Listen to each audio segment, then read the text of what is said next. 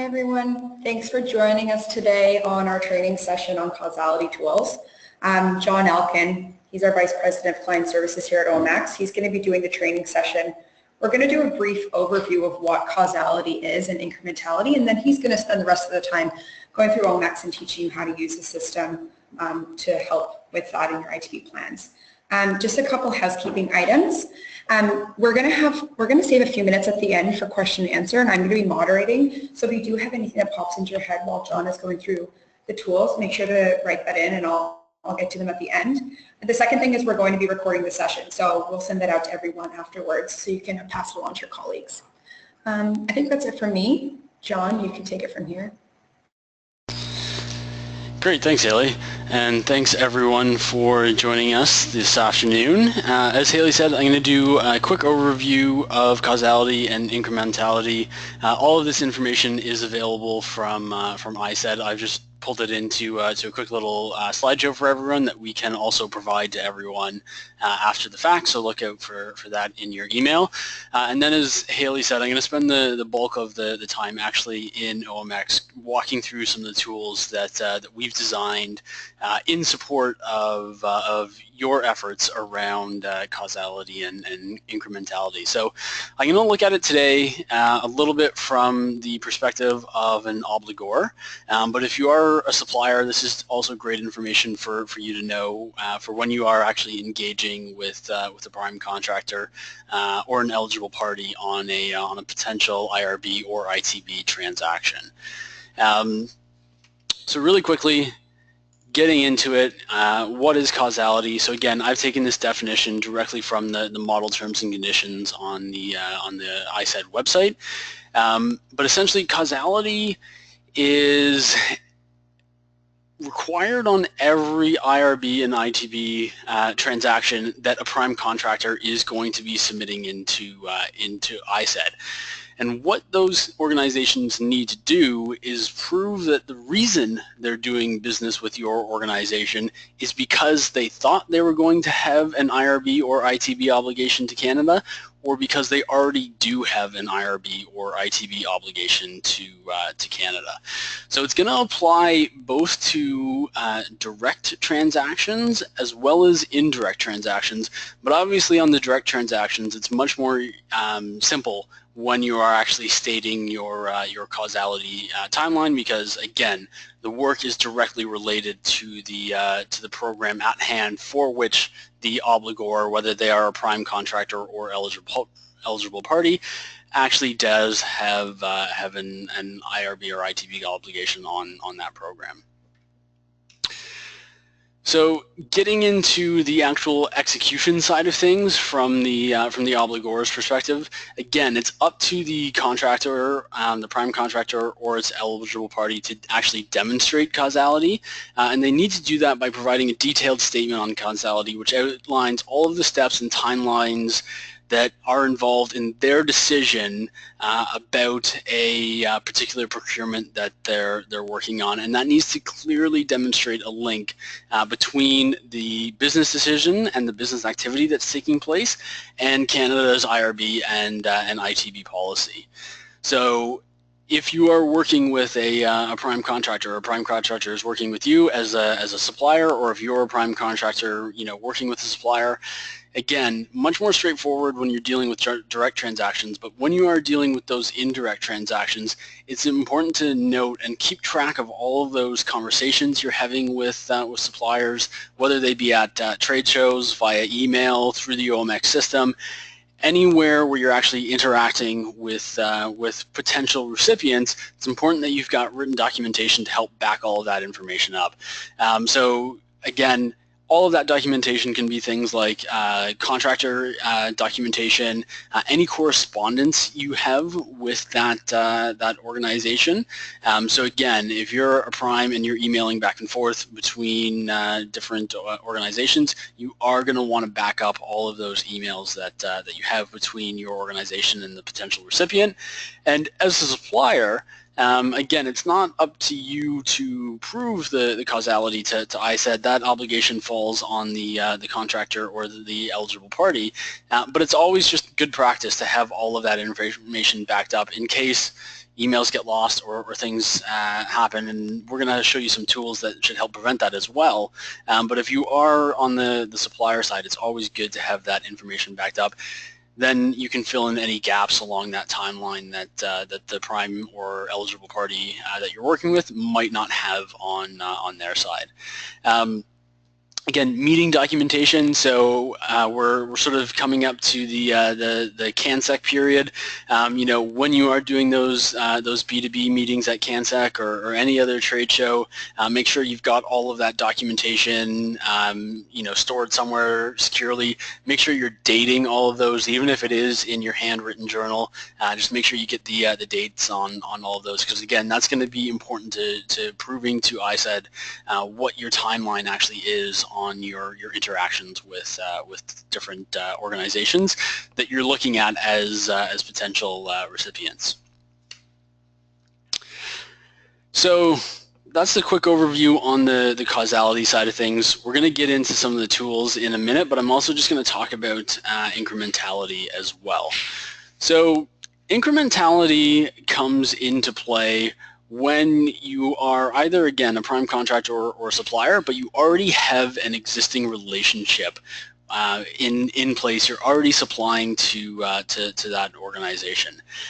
So in this example, you know, if I'm a prime contractor and, you know, I'm building ships and I'm already contracted with a supplier that is doing davits or life rafts or something like that for me, this is when incrementality is going to apply. But again, there are going to be some exceptions on the incrementality side of things that I'll get into as well as some tools in OMX that are going to help with some of those incrementality exceptions. So when ISED is actually looking at work between a prime contractor and a supplier where there's already an existing relationship, incrementality is going to apply, and what they're going to do is they're going to look at a 3-year average of all the previous purchases between the organizations. And so what they're going to do is they're going to award credit on the amount that exceeds that 3-year average in the reporting period. So again, if I'm again in a situation where I have a contract in place, it's, you know, for $100,000 a year just to make everything nice and even. My 3-year average again is going to be $100,000 on that. What they're going to look at is anything above that contract that I already have in place that is going to be eligible for offset credits from ISED for the prime contractor or the eligible party. Getting into some of the exceptions to incrementality, it's not going to apply when the work is direct. So again, if you're a prime and you're doing a direct offset transaction, so again, that's a product or service that's going to go directly on to the program where you've got the obligation, incrementality is not going to apply there. So if you've already got an existing relationship with a supplier, but again, it's more direct work that you're doing with them, you're not going to have to worry about the causality there, or sorry, incrementality on that transaction. Couple other exceptions. If the item that you're procuring is substantially different than what was previously purchased, then incrementality is not going to apply and everything's going to fall back under causality. Similarly, if what is being procured has a substantially different end use than in previous contracts or purchase orders, then again, incrementality is not going to apply in that situation. Everything, again, still falls back under the causality rules, but you're not going to be subject to that 3-year average and then only getting credits on the portion that's above that 3-year average.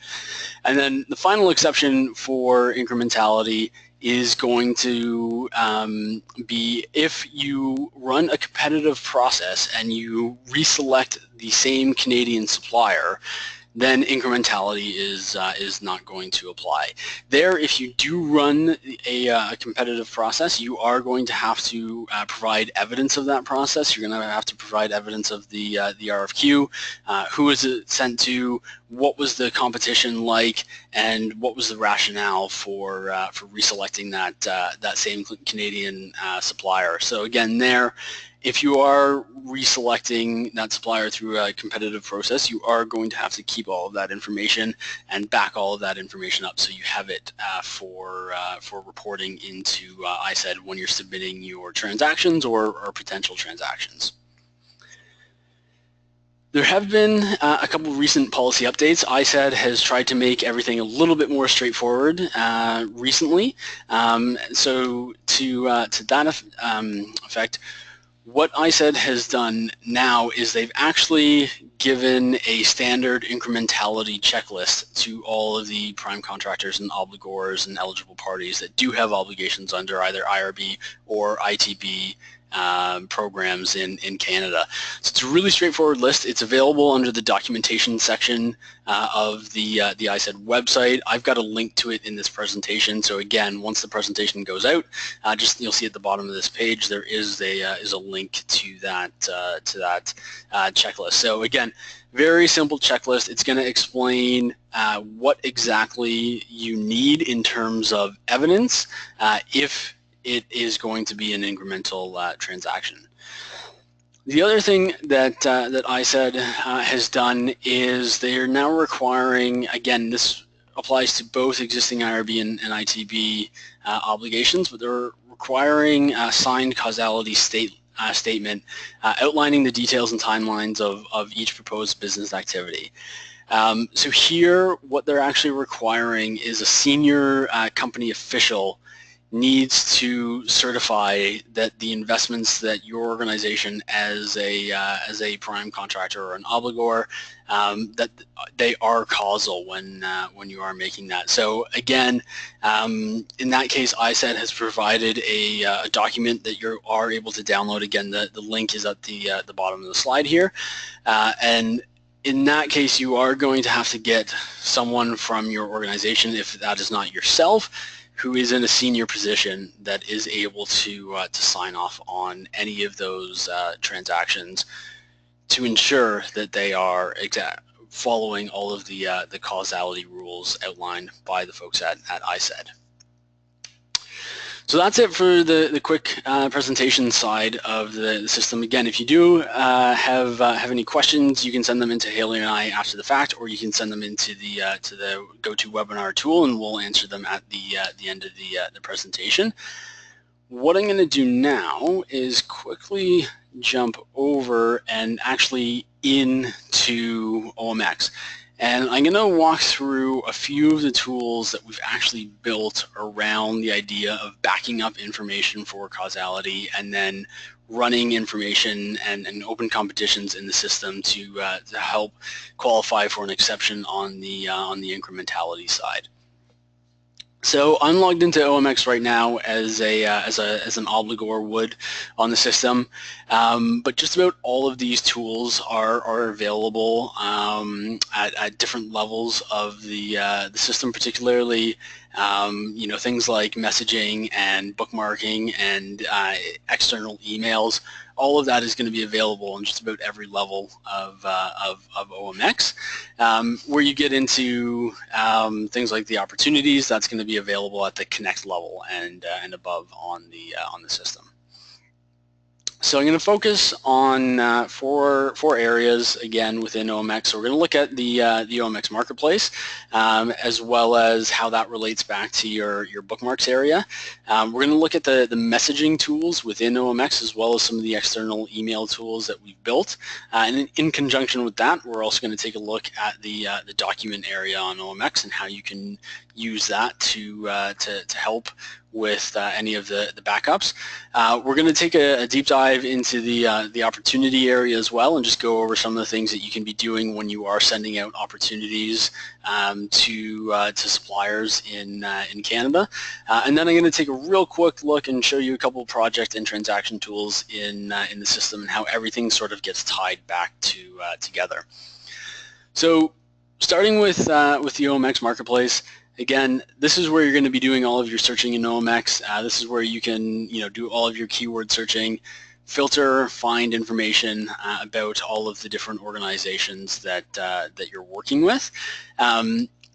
What we've done very recently is we've actually brought a lot of the tools that we use around causality backup right into the marketplace. So it used to be that you had to bookmark an organization, navigate back to your dashboard, navigate into your bookmarks, and then write your notes and tag organizations from there.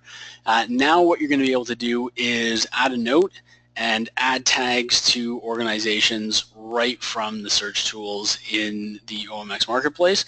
Or if you click into an organization, you're going to see that there's a new tab on every single profile that you're looking at in OMX, and you're going to have a tag and note-taking area also on that profile.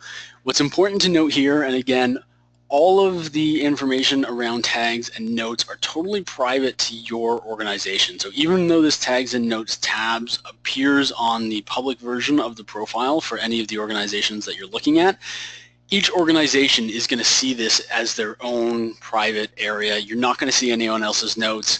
The notes that you're writing are only visible to those other people within your organization. So no outside organization can see it. The organization that you're writing the notes about cannot see that information either. And unlike LinkedIn, we are not even going to tell them that you're looking at their profile. So again, here, what's nice about the note-taking features within OMX is you're going to see everything is going to have a date stamp on it. When you're in the system like this, it's going to look like a rough estimation. So you can see here, I made some notes about Magellan Aerospace about 5 months ago. Nicole made some notes 26 days ago. But when you pull that information out of the system, it's actually going to have the date log with it. So whenever you are at a trade show, or even if you're in OMX, you're looking for different organizations as potential recipients, it's a really simple tool, available directly from the search results, available directly from the profile pages, and all you're going to do is write your basic notes about the organization, why you're looking at that organization. You can include some information in that note about, I'm considering this organization for XYZ projects because we may have obligations, or we do have obligations on that program. Just be very explicit sort of in what you're actually documenting on those organizations. So it is very straightforward when you are dealing with a transaction sheet and the approval process with ISED. So again, notes pretty straightforward. It could be meeting notes from a B2B session, could just be quick information. You met them at a trade show, you just wanted to log what they did and why you might want to be working with them or engaging with them further. Tagging feature, again, this area is going to be fully customizable by each organization that's on OMX. So again, like the notes aren't visible to anyone else on the system, your tags are your own tags. They are custom to your organization, and no one else is going to have any visibility into your tags. So again, tags really can be anything that you want in the system. I've got a couple already in here. So let's say I met the folks at Magellan CanSec of last year, and I just wanted to label that was my initial time for meeting them. I can also do tags based around different programs that I'm working on. So let's pretend International Defense System is going to be bidding into someone on CSC. I can create that tag as well. And what the tags are going to do is just help you search, sort, and filter that information. So what will happen, anytime you make a note or anytime you tag an organization in OMX, it's automatically going to bookmark that organization for you. You can obviously manually bookmark the organization at any time, but as soon as you write a note or as soon as you tag that organization, they're just going to bookmark automatically. So from there, if I do navigate back onto my dashboard, you are going to see right below the marketplace area, I do have the bookmark area of OMX.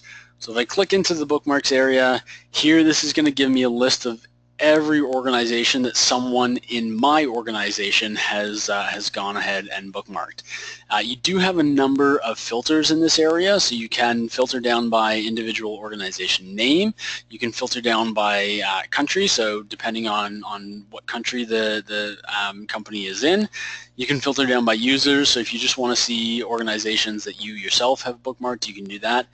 And here, again, you've got the ability to filter down by tag. So if I want to see all of the companies that I've labeled as CSC, I'm going to do that. Press go, and then it's going to narrow down all of those organizations for me. So I can see the 4 organizations that I've gone in and given that CSC tag to. From here, I can click Download to Excel and pull out all of the information on these organizations.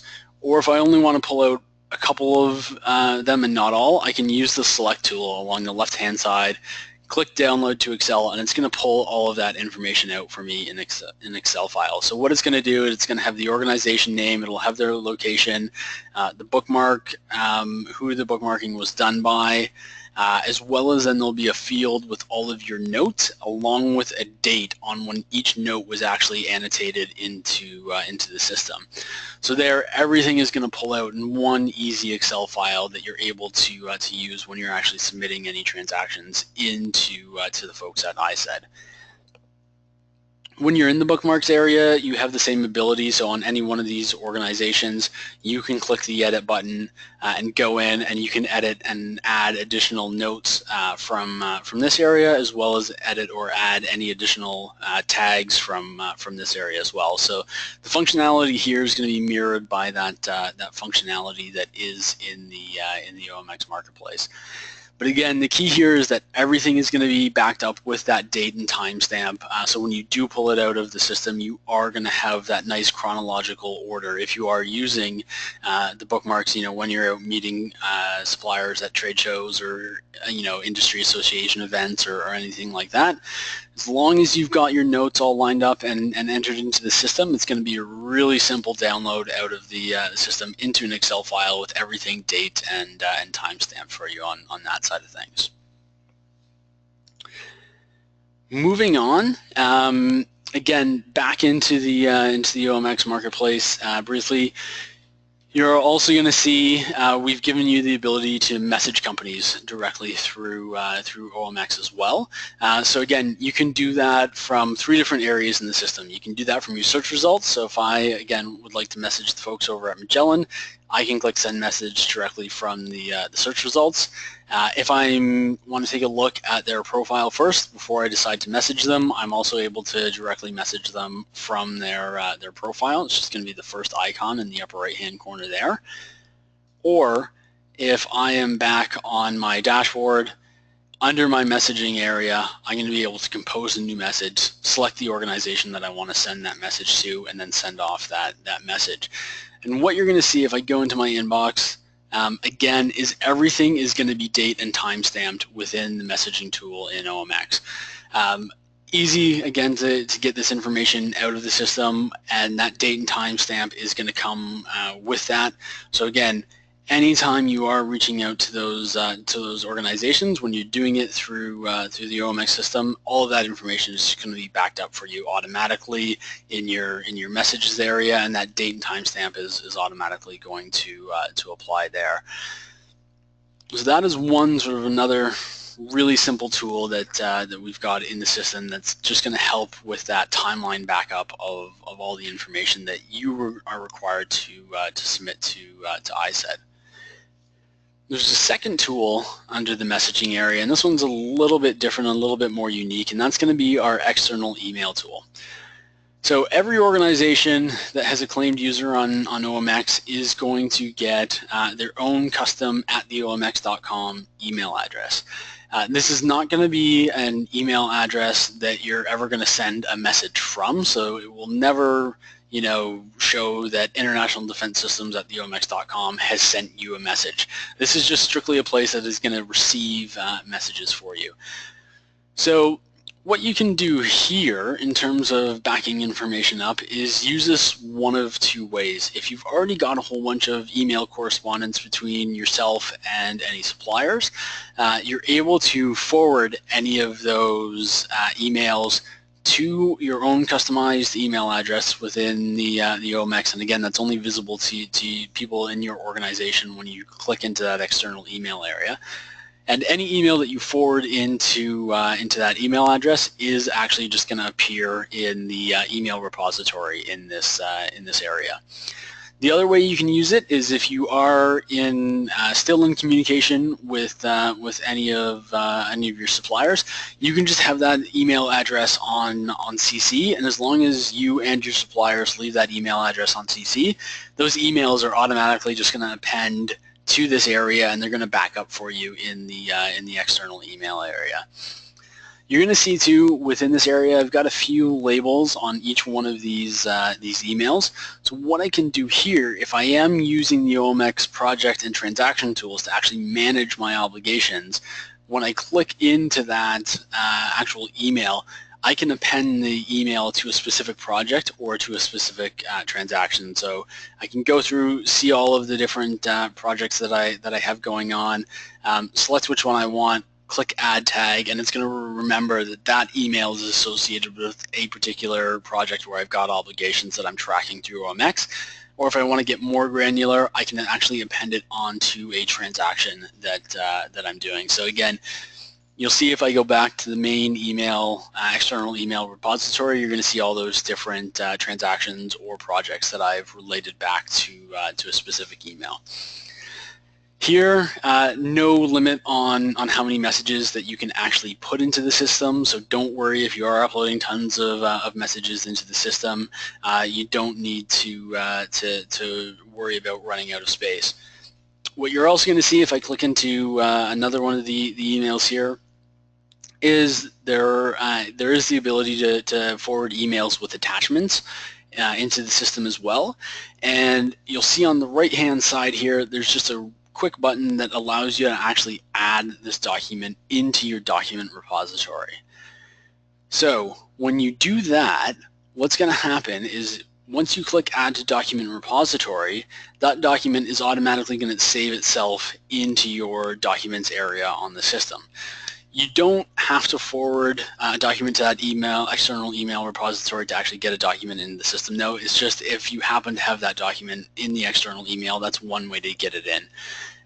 In the document repository here, there is an area at the bottom where you are able to just drag and drop files from your computer into the document repository, or you can click browse and actually browse through the various folders on your computer, grab a file, and then upload it into the system. Once a document is in the system, again, you're going to see the date and timestamp there in the middle column on when the document was actually uploaded into the system is going to append there. So again, just going to help on that timeline and backup. Here, you're also able to send documents between organizations on the system. So if you have standard terms and conditions that you want to share with your suppliers, and you've got information or language in your terms and conditions surrounding the fact that you are communicating with them because you may have an obligation to Canada or because you do have an obligation to Canada under the IRB or ITB program, that's a super easy way to just back up that information again. So real quick, if you want to, it's just a send to, then you're going to type out the organization name, select them, click send, and all of that is going to be backed up in the system as well, in the documents area as well as in the messaging area. So as soon as you send a document to the system to the receiver, it's going to appear as a message on their end. You're also going to see on any of the documents that you upload, you do have an edit function here. So you can put in your own title, so it doesn't need to always rely on the title of the file name. You can put in your own title, and you can put in a description and some notes about the file there as well. And then similarly with the same as the external email, you are able to append a specific document onto a project and onto an actual transaction. Here again, I'm just going to select the project, select the transaction, click Add Tag, and it's going to automatically append that information onto the project and transaction tools if I'm using them. A lot of what people are doing here, particularly with the description, if you again have trip notes from a trade show, if you've done site visits with potential suppliers, and you've got your site visit notes and your trip logs, all of that information can be uploaded here. You can append that with any descriptions or notes that you want. Just click Save. It'll save all of that information, and it'll, again, everything is going to be time and date stamped, and again, all of that information is downloadable out of the system. Moving on to the opportunity area of OMX, we're going to cover creating and sending out opportunities on the system and how that's going to apply again to the causality side of things, as well as to incrementality. And then I'll wrap everything up by tying it back into the projects and transactions area. So again, within the OMX system, we do have a full tendering tool, but it can really be used in any way that you want to get information out to potential suppliers about an opportunity that you may have. So we tend to see opportunities being sent out in sort of two main groups. One is during bid time, when prime contractors and eligible parties are putting together their value propositions and they need to identify the Canadian companies that they're working with. And the other is post-contract award. So once a company has actually been awarded a program, then they're sending out opportunities on the system after the fact as well.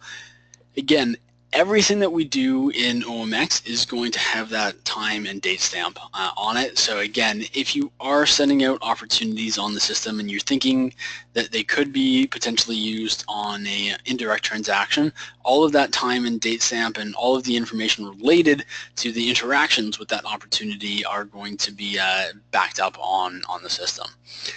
So here, creating an opportunity is quite straightforward on the system. The primary form is called the Create a Request for Proposal form. It doesn't necessarily need to be a request for proposal. You can do a general, call for innovation. You can send out an RFI. The title is customizable. We've just called the form Request for Proposal in the system, but it doesn't need to be a full RFP when you are sending out that information on the system. There really are only three mandatory fields on the opportunity tool. Again, the title, the expiry date, and the description that is going to go in for the opportunity that you're sourcing. Scrolling down, there's going to be a couple of areas at the bottom of the opportunity form that are going to be a little bit more relevant again on the causality side of things. So one, again, is going to be the terms and conditions in their area. So here you can have all of your standard terms and conditions when you are sending out opportunities, but you can also include all of your language around causality in your T's and C's. So, we are searching for suppliers in Canada because we anticipate we may have obligations to the government under a future program, or we do have obligations to the government of Canada, to the Crown, under this existing program. So if you're including that language in your terms and conditions, what's going to happen is the suppliers, whenever they go to download any of the attachments that you've put onto the system, they're going to be required to read and agree to the terms and conditions before they are actually able to download those documents out of the system. Again, all of that will be backed up in the system with the date stamp, so you're going to be able to submit that as part of the proof to ISED that yes, I did run a competition on the system. On OMX, if you are going on the incrementality angle, or if it's for an indirect transaction, you are going to say, yes, we did run a competition. These are the dates when we ran the competitions. you can see in the terms and conditions why we were running the competition, because we thought we were going to have these obligations or because we do have these obligations. So just sort of a handy little tool that you can use when sending out opportunities on the system. Again, you can associate that opportunity back to a program or that you're actually working on in the system where you think you might have obligations or where you do actually have obligations on the system. When you do send out opportunities on the OMX tendering tool, you are also going to have some tools that are built in that are going to help you on the incrementality side show that you ran an open and fair competition. So you're going to see down at the bottom, the one option that's always going to be defaulted on, you can turn it off if you want to, but it will always be defaulted on, is the ability for other organizations to ask questions about this opportunity. So when an opportunity gets posted, any of the suppliers that can view that opportunity are actually able to ask anonymous questions about that opportunity. So none of the other bidders get to see who the organization is that actually submitted the question. You on the end of the person that posted the opportunity do get to see that information, but to all of the other suppliers, it's just an anonymous question. And any answers that are given to any of the questions on the opportunity are going to be visible to all of the organizations that are able to view that opportunity on OMX. So on that note, just going back up to the top, when you do send out an opportunity on the system, you are in full control of who actually sees that opportunity. So again, you can send that out to all organizations in OMX, organizations in just a specific country, or let's say 5 organizations that are in the that make the product or provide the service that you're looking for. You can select just those specific organizations, and it's those organizations that are able to ask the questions and view any of the answers. The other thing that's going to happen on backing up and just sort of ensuring that you're running an open and fair competition in the system is going to be any amendment. So after you make an opportunity and publish that opportunity onto the site, you're going to go into Opportunities, My Opportunities, and then it's going to show you all of the opportunities that you've actually created and sent out. You'll see here, whenever a question does come in, you are going to get a little alert. It's also going to send you an email notification about that, so you can always quickly and easily respond to any of those questions. But when you click into the opportunity, you are actually able to edit it and make any amendments to that if you want. But what you're going to see is post-publication updates are going to automatically append to the opportunity whenever you do make any of those changes to the opportunity. So that way, people viewing the opportunity can see anytime something has actually been changed on the opportunity. And what will happen as well is if there's an organization that has previously submitted a bid and then an amendment or an edit is made after their bid has gone in, that organization is going to get an automatic email letting them know that something has changed on the opportunity. They'll have a direct link to the opportunity. They can click on it and then see any of the post-publication updates that you've done to that opportunity. And then they'll have a chance to adjust anything that they've put in their bid based off of the amendments that you've made, and they're then able to resubmit that in. When you are again looking at the opportunity from this side, you will see any of the proposals that have been submitted on the opportunity. You're also going to see any of the questions that are coming in as well. So here, if there are any questions, again, you get to see the organization name that asked the question. None of the other bidders do. It's a very quick, easy way to answer it. And again, all of the organizations participating in the opportunity are going to be able to see the answer there. On any of the proposals that are coming in, you're going to get a high-level overview in the proposal submitted area. You are able to download that information into an Excel file. It'll download into a CSV format, so you can pull all of that high-level information out of the system, as well as click into any of those individual proposals and see what the actual proposal is, as well as download any of those documents out of the system, or save any of those documents into your document area. Again, so if you think it's going to be related to a transaction and you want to save it in the system, you're just going to click Save to Documents. Otherwise, you can click Download and pull that information out of the system.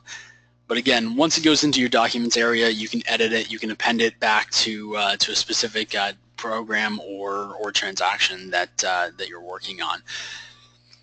So again, general theme here, everything is going to be backed up in one area. It is the central place where all of that information is going to be stored. And again, we try to make everything as simple as possible to extract out of the system, so that if ISED comes back to you and says, we need to see the exact timeline on this particular transaction, you're going to be able to access all of that information in the OMX platform quickly and easily and pull that information right out of the system.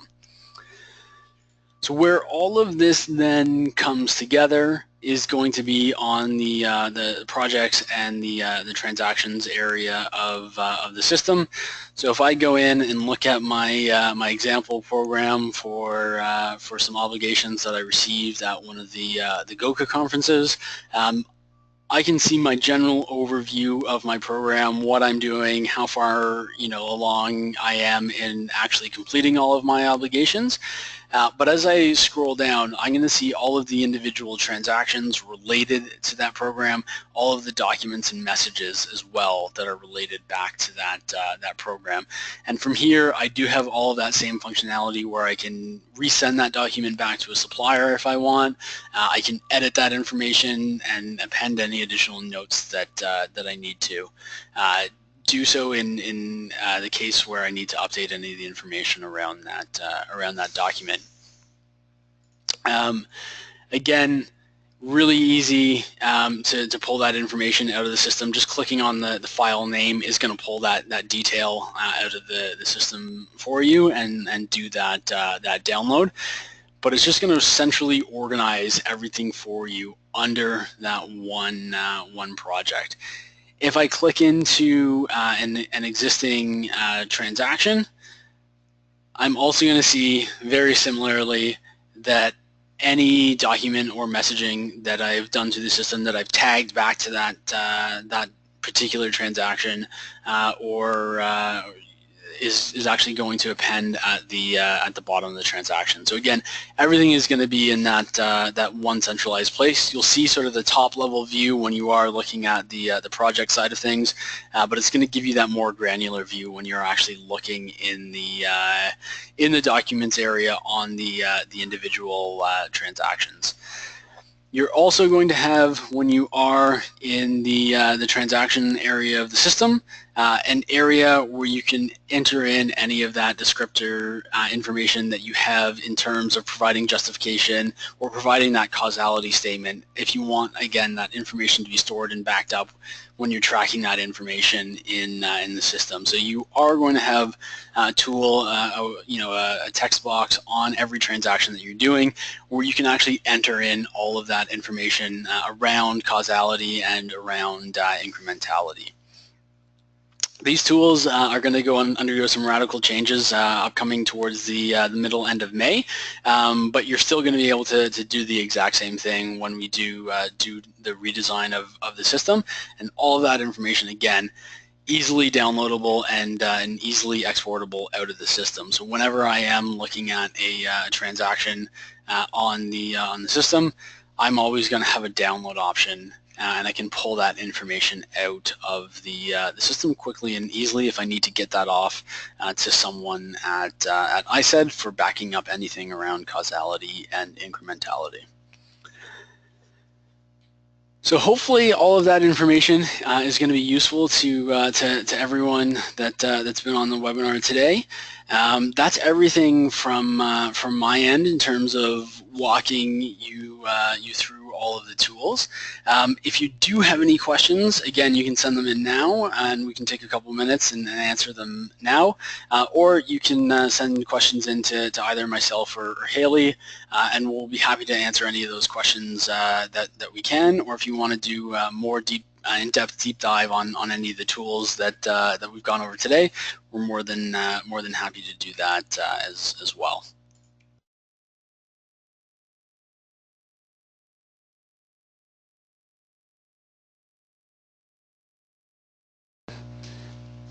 Okay, so we've got a couple of questions that have come in.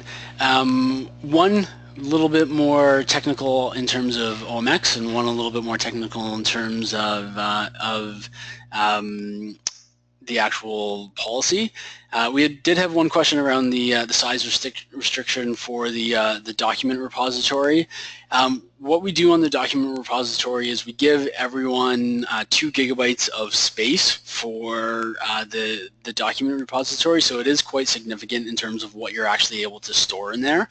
But there's no individual file size restriction on actually sharing documents. So if you do have a really large document that you do want to share and you can't share that through email, you are able to upload 100, 200 meg file and share that through the system, but you are capped at the 2 megabyte or 2 gigabyte upper limit for everything on the document repository in total.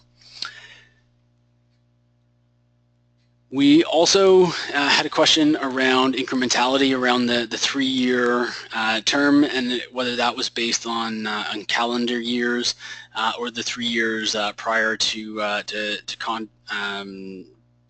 contract award. That's going to be based off of your relationship with the prime contractor. So they're just going to look from the time that the documentation was submitted to ISED and the 3 previous years at that.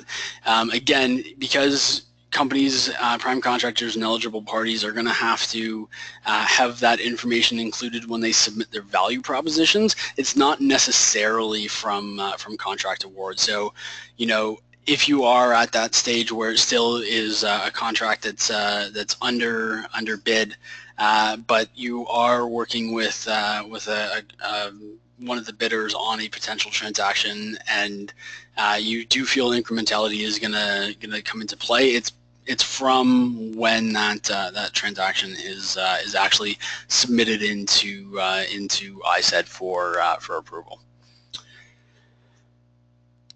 So hopefully that's answered everyone's questions. If anything else does come up over the next day or so, more than happy to jump on a call or answer any questions that anyone has by email. So again, thanks so much to everyone for joining us today. We have recorded everything, and we will be sending out the recording to everyone, as well as the slide deck. So look for that in the next couple of days. Thanks so much.